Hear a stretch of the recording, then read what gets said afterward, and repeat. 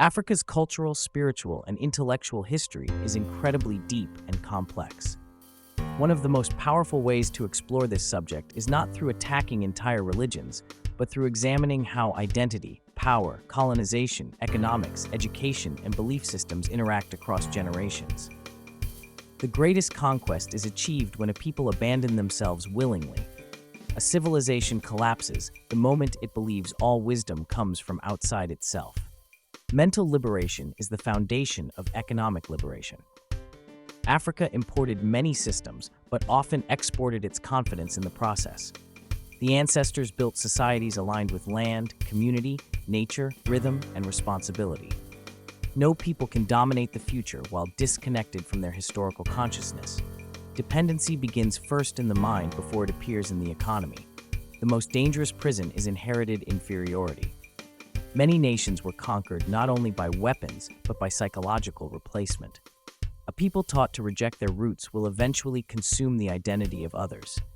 The destruction of indigenous systems created generations searching for themselves in foreign mirrors. Civilizations rise when they preserve memory while mastering innovation. The wisdom of the ancestors was not primitive. It was adapted to survival, balance, and continuity. A nation without cultural confidence becomes a marketplace for external influence. Africa's rebirth requires intellectual sovereignty as much as economic sovereignty. The future cannot be built by people who are disconnected from their own foundation. Ancestral knowledge was Africa's original technology. Every civilization protects its mythology, symbols, language, and identity because culture is infrastructure. A people who lose their story eventually lose direction. Cultural fragmentation weakens collective ambition. The strongest societies study the world without abandoning themselves. True development is not imitation, it is evolution rooted in identity. When identity becomes imported, purpose becomes unstable. The next African Renaissance will be built by creators, thingineers, healers, and visionaries who understand both tradition and the future. The ancestors left principles, not chains.